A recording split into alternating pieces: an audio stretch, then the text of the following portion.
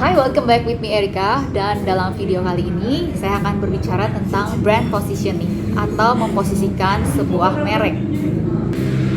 Positioning sendiri sebenarnya adalah usaha dari perusahaan agar mereknya itu bisa tertanam di benak konsumen dengan asosiasi tertentu yang unik, yang differentiate, dan terutama favorable atau disukai, sehingga ketika konsumen memikirkan tentang brand tersebut, mereka akan merespon setiap tindakan pemasaran dari perusahaan tersebut dengan cara yang diinginkan oleh perusahaan.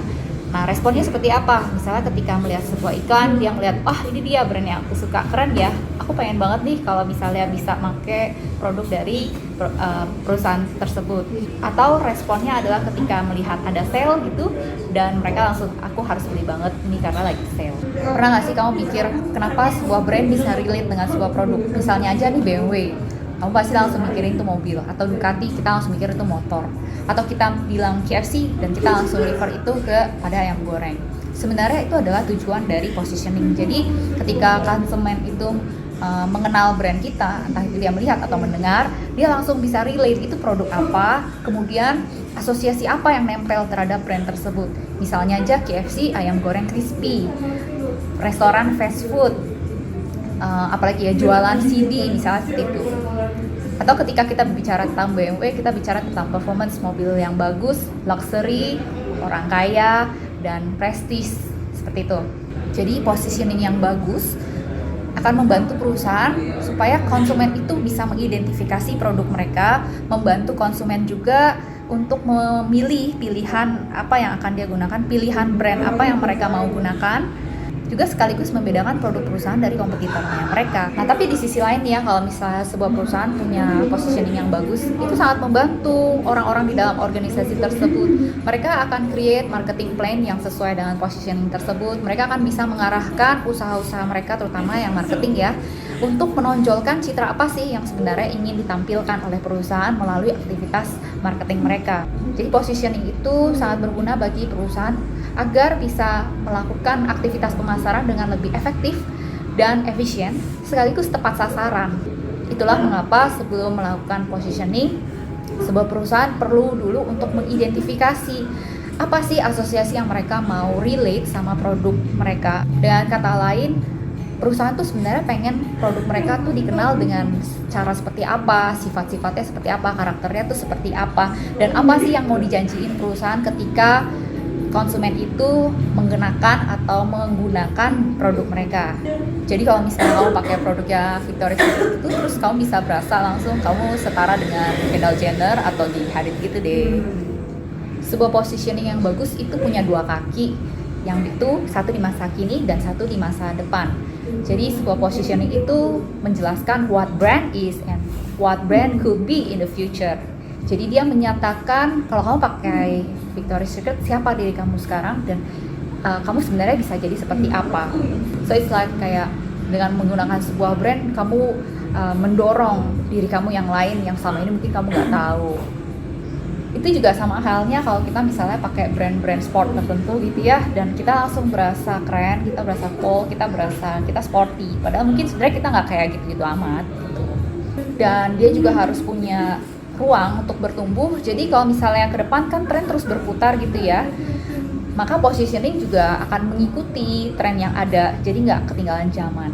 Bayangkan kalau positioning kita terpaku sama sebuah zaman, sebuah tren yang sebenarnya cuma singkat. Nah, setelah tren itu berlalu kan kita nggak bisa pakai positioning itu lagi. Padahal effort untuk membuat positioning itu nggak gampang loh guys. Sebelum kita menciptakan positioning, kita terlebih dahulu harus tahu yang namanya value of the brand atau nilai dari sebuah merek. Jadi sebenarnya kalau kamu punya produk gitu ya, merek kamu tuh atau produk kamu atau jasa kamu itu sebenarnya bercerita tentang apa sih? Misalnya kalau Body Shop, dia bukan cuma berbicara tentang kosmetik yang ramah dengan lingkungan, tetapi juga against animal testing. Jadi produk-produk kosmetik mereka itu tidak diteskan kepada binatang. Jadi bukan sekedar menawarkan perawatan kulit, tetapi dia juga mempromosikan bahwa dengan menggunakan Body Shop, kamu juga membantu melestarikan lingkungan, membantu petani-petani di daerah yang kecil atau daerah yang terbelakang untuk mendapatkan penghasilan. Dan kamu juga membantu supaya perusahaan-perusahaan lain tidak mengeteskan kosmetik mereka kepada binatang. Contoh lain adalah Volvo. Kalau Volvo itu terkenal sebagai produsen mobil yang mempromosikan safety. Jadi kalau kamu beli Volvo, sebenarnya you don't really buy a car, tapi you buy the safetyness. Dan value tersebut tentunya harus relate dengan target customer-nya. Jadi kalau misalnya tadi Volvo, berarti Volvo itu dikhususkan kepada orang-orang yang bukan cuma sanggup membeli, tetapi juga orang-orang yang sadar tentang kualitas dan tentang keamanan. Nah, kemudian perusahaan itu untuk meningkatkan awareness atau kesadaran konsumen terhadap brand Volvo dengan safety, maka dia akan menciptakan iklan-iklan yang menunjukkan bahwa kalau kamu mengendarai Volvo dan kamu mengalami kecelakaan, airbag kita akan berfungsi dengan sempurna sehingga menyelamatkan kamu dan seluruh keluarga kamu dari akibat kecelakaan yang dapat membahayakan organ-organ tubuh kamu. Positioning itu penting bagi perusahaan karena semakin merek tersebut kuat, semakin merek itu disukai oleh konsumen, maka konsumen itu dengan senang hati mau membeli. Konsumen juga mau merekomendasikan, konsumen merespon dengan baik aktivitas pemasaran dari perusahaan tersebut. Misalnya ada diskon, mereka mau beli, ada buy one get one, atau sekedar mengikuti acara event-event yang diadakan oleh perusahaan tersebut. Ya tentunya itu semua berujung dengan profit dong ya bagi perusahaan dan pertambahan market share. Kalau profit jelas keuntungan uang gitu ya. Kalau misalnya market share, maka pangsa pasar dari produk tersebut semakin besar. Jika pangsa pasar dari produk tersebut makin besar, ya ujung-ujungnya akan banyak yang membeli, dan banyak yang membeli ujung-ujungnya kembali profit kepada perusahaan. Sebuah brand itu perlu memiliki karakteristik dan value yang unik dan berbeda agar bisa dibedakan dari pesaingnya. Kita ambil contoh nih, misalnya KFC dan McD. Kalau KFC misalnya ayamnya lebih crispy, bumbunya lebih variatif. Kalau McD ada burger, ada kids meal, ada beberapa yang bilang bumbu kentangnya lebih beda, lebih berbumbu dibandingkan punya KFC. Dan di dalam benak kita sendiri, karena kita juga mungkin mengkonsumsi dua-duanya, kita punya pemikiran sebenarnya kalau KFC itu seperti ini, kalau McD itu seperti ini. Bayangin ya kalau sebuah merek itu citranya nggak disukain sama konsumennya, akhirnya apa yang terjadi? Dan tentunya orang nggak akan mau beli lah ya merek tersebut. Kalau kamu punya produk sendiri, kamu juga pengen dong kalau produk kamu tuh bukan cuma dikonsumsi, tapi benar-benar bisa dibedain dari produk pesaing. Untuk melakukan strategic positioning, ada 3 hal yang bisa kita lakukan. Yang pertama, kita melakukan identifikasi dari kompetitor kita. Kedua, kita menentukan points of parity dan points of difference. Apa itu? Nanti akan dijelaskan selanjutnya. Dan yang ketiga, kita akan menciptakan brand mantra. Langkah pertama adalah kita melakukan identifikasi kompetitor. Yang perlu kita lakukan sebenarnya, kita mengkategorikan dulu tuh sebenarnya produk kita ada di kelas apa. Untuk Pepsi misalnya dari competition-nya datang dari Coca-Cola. Tetapi bukan cuma Coca-Cola aja, sebenarnya ada soft drink lainnya dan ada minuman lainnya yang mungkin nggak langsung soft drink, nggak langsung minuman bersoda, tetapi bisa menjadi pengganti dari Coca-Cola itu sendiri, menjadi substitusi dari Coca-Cola itu sendiri. Misalnya kopi orange, misalnya teh botol. Secara nggak langsung itu menjadi kompetitor dari Coca-Cola itu sendiri. Sebelum kita melakukan strategi positioning, kita terlebih dahulu harus mengetahui kompetitor kita sebenarnya siapa aja. Selanjutnya kita lakukan yang namanya analisa kompetitor. Jadi kita cari tahu tuh mereka dijualnya di mana aja, harganya mereka siapa, distributornya siapa, varian mereka seperti apa. Sebaiknya kita memang punya peta atau tabel yang bisa menjelaskan, yang mendeskripsikan kompetitor kita tuh punyanya apa, dan kita sendiri produk kita itu punyanya apa dan yang kita nggak punya tuh apa. Nomor 2, kita melakukan identifikasi dari POP atau points of parity dan POD atau points of difference.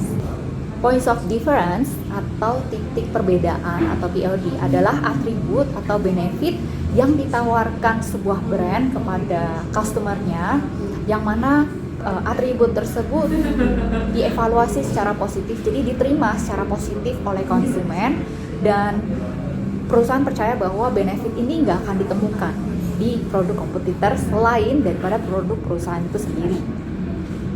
Misalnya baterai Energizer yang diklaim sebagai baterai dengan durasi pemakaian terlama.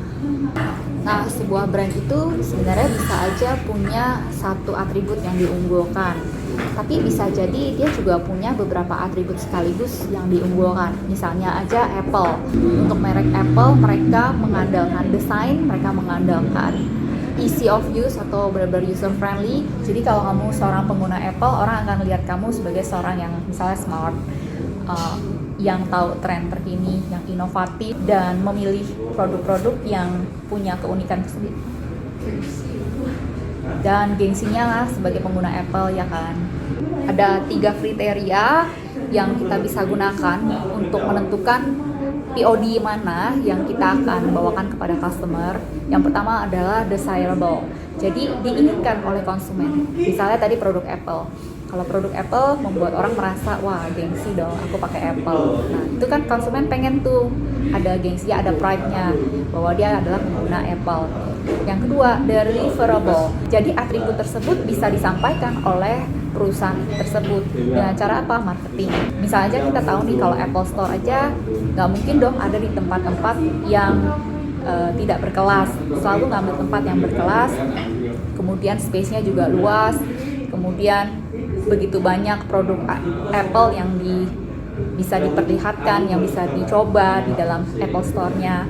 Dan Apple sanggup untuk melakukan itu semua sesuai dengan kapasitas perusahaannya.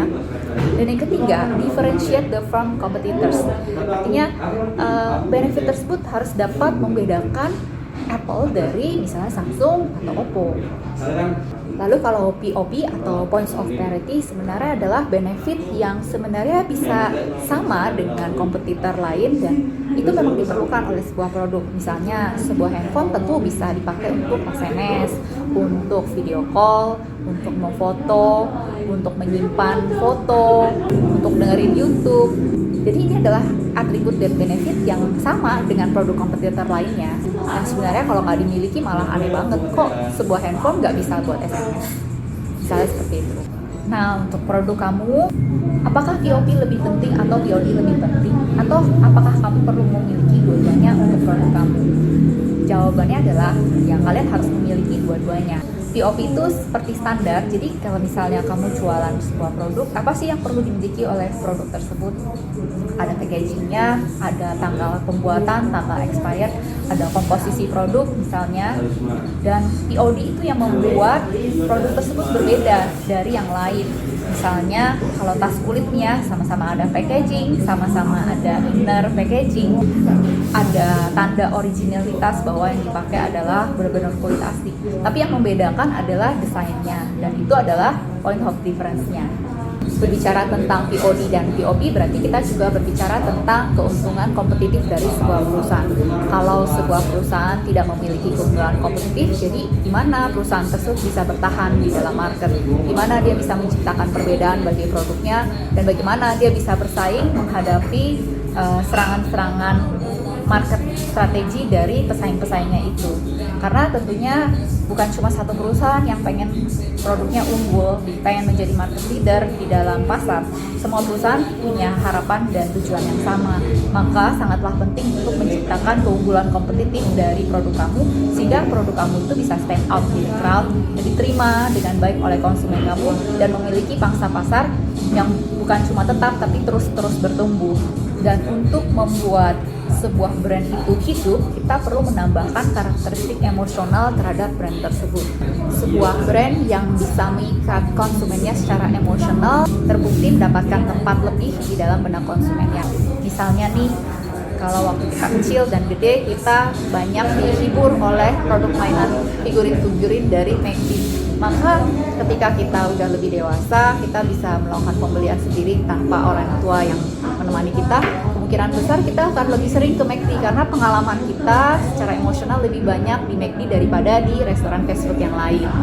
Sama halnya kalau kamu udah terikat banget nih sama suatu brand sport apparel, misalnya Nike. Jadi kalau bisa semua apparel yang kamu punya, kamu akan pilih produk tersebut, kamu akan pilih dari brand Nike. Yang ketiga adalah kita menciptakan yang namanya brand mantra atau mantra dari sebuah merek. Brand mantra sendiri adalah essence dari sebuah brand. Jadi brand itu mengatakan bahwa dirinya tuh siapa dan apa yang dia janjikan kepada konsumen. Dan kalau memakai brand ini, konsumen itu bisa merasakan atau menjadi seperti apa. Beberapa contoh dari brand mantra, misalnya McDonald ada Food, Folks, and Fun. Atau untuk Disney, Fun, Family, Entertainment. Brand mantra ini beda sama slogan. Jadi kalau Nike, slogannya adalah Just Do It. Tapi brand mantra mereka adalah Authentic Athletic Performance. 3 kriteria untuk menciptakan brand mantra. Pertama, communicate. Jadi sebuah brand mantra yang baik itu harus bisa mengklarifikasi, menjelaskan apa sih yang unik tentang brand tersebut, dan mungkin juga menjelaskan kategori di mana brand tersebut berada. Kalau kategori itu berbicara tentang ini produk apa, apakah itu beverages, apakah itu entertainment. Kalau tadi Nike, dia berbicara tentang sport yang seperti apa, yang authentic, seperti itu. Kategori yang kedua adalah simplify. Jadi brand mantra yang efektif itu harus mudah diingat oleh konsumennya. Jadi kata yang dipilih itu kalau bisa yang pendek, yang tajam, dan benar-benar jelas menggambarkan brand ini itu apa. Dan yang ketiga adalah inspire. Sebuah brand mantra juga perlu bisa menginspirasi konsumennya. Jadi ini adalah sebuah kata yang meaningful, sebuah kata yang berarti bagi konsumennya dan relevan dengan sebanyak-banyaknya konsumen yang ingin dituju oleh brand tersebut. Setelah kita tadi udah tahu nih kompetitor kita siapa aja, apa yang mereka punya, kemudian kita udah tahu POP kita, BOD kita seperti apa, dan kita udah create brand mantra, maka kita bisa nih namanya mengerjakan brand positioning bullseye, seperti yang akan kita lihat pada gambar berikut ini. Untuk membuat brand positioning bullseye, kita memulai dengan menaruh brand mantra di tengah. Brand mantra adalah essence dari brand tersebut. Misalnya kalau di Starbucks, brand mantranya adalah rich, rewarding, coffee experience. Setelah brand mantra, berikutnya kita menentukan apa yang menjadi points of parity dan points of difference dari produk kita. Points of parity untuk Starbucks misalnya adalah responsible, locally involved, fairly priced.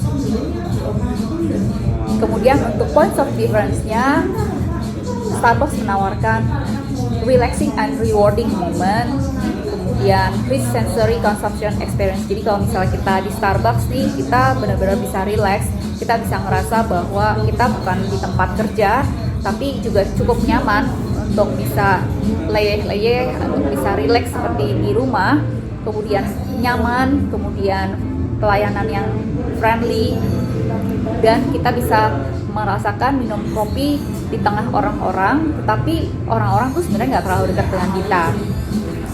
Setelah itu ada yang namanya substantiators atau RTB, yaitu reason to believe atau alasan untuk bisa percaya terhadap sebuah brand. Ini adalah kumpulan atribut atau benefit yang menyediakan support bagi points of parity dan points of difference dari brand tersebut. Misalnya kalau untuk Starbucks ini RBT-nya adalah 24-hour training of baristas. Jadi barista yang di Starbucks itu udah benar-benar di training dengan sedemikian seksama. Kemudian ada triple filtered water atau airnya benar-benar diseling 3 kali untuk menjamin bahwa airnya benar-benar tidak mengganggu rasa dari kopi tersebut. Totally integrated system. Jadi kalau kamu pesanan kamu tuh nggak akan tertukar dengan pesanan yang lain. Dan yang terakhir adalah value atau personality atau karakter dari brand tersebut. Ada caring, contemporary, dan thoughtful. Jadi brand Starbucks itu diposisikan sebagai brand yang peduli dengan kamu, dengan kenyamanan kamu, contemporary. Kita bisa lihat dari outletnya yang punya desain juga kontemporer, yang ngikutin modern, nggak terlalu usang, tapi bisa ngikutin zaman. Dan thoughtful, artinya semua yang ada di Starbucks benar-benar dipikirkan dengan seksama. Lalu yang terakhir ada executional properties atau visual identity, yaitu merek dari Starbucks itu sendiri.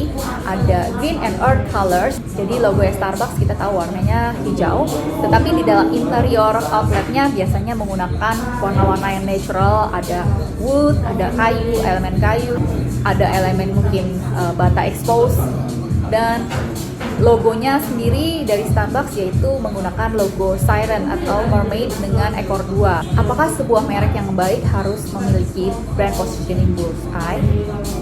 Sebenarnya brand positioning bullseye ini adalah kerangka yang digunakan oleh para marketer untuk dapat memilah-milah atribut mana sih yang akan kita tawarkan untuk konsumen kita. Apa sih yang menjadi VOD, apa sih yang menjadi VOD. Ini adalah kerangka yang membantu kita sebagai marketer untuk menentukan aktivitas pemasaran kita tuh mau diarahkan kemana. Aktivitas pemasaran bukan cuma sekedar iklan loh, tapi itu juga bagaimana menyatakan brand kita, essence dari brand kita dalam bentuk misalnya outlet apa yang kita mau pakai, packaging seperti apa yang kita mau gunakan, cara berkomunikasi kita dengan pelanggan kita bakal seperti apa, event seperti apa yang kita mau luncurkan untuk mendekatkan brand kita dengan konsumen kita. Jadi kesimpulannya, dengan memiliki brand positioning yang benar-benar sharp akan membantu kamu untuk menghemat segala pemikiran kamu untuk strategi marketing apa yang efektif dan efisien untuk menjangkau target market kamu tadi itu. Setelah kita juga tahu brand positioning kita apa, sebenarnya next step-nya adalah kita melakukan storytelling dari brand tersebut. Jadi aktivitas marketing kita tuh harus bisa menceritakan sebenarnya brand kita tuh tentang apa sih. Misalnya tadi contoh di awal, Volvo itu bercerita tentang safety. Jadi sebenarnya dalam aktivitas pemasarannya dia nggak jual, kita jualan mobil gitu. Kita punya mur-mur atau baut-baut yang kita pasang di dalam mobil kita tuh benar-benar bagus loh. Dia nggak jual seperti itu. Jadi yang dia jual adalah perasaan kalau kamu memakai Volvo itu kamu bakal aman dari segala macam bentuk kecelakaan yang bisa terjadi di lalu lintas. Seperti yang aku sering banget bilang bahwa marketing itu tentang storytelling. Bagaimana kamu bisa bercerita tentang produk kamu dengan cara yang menarik, cara yang unik, cara yang berkesan sehingga customer kamu tuh langsung terkesan waktu mendengar tentang produk kamu dan pengen banget untuk memiliki atau menjadi bagian dari brand kamu itu. Dengan storytelling yang bagus, bukan cuma orang itu mau membeli, tetapi dia dengan sukarela mau menceritakan tentang brand tersebut kepada orang lain. Tanpa kita sadar sebenarnya kita melakukan kok brand storytelling itu. Misalnya aja ketika kita membeli suatu produk, lalu kita merasa bahwa produk di sini tuh enak ya, gitu, nyaman digunakan, cara pembeliannya juga mudah dan pelayanannya baik.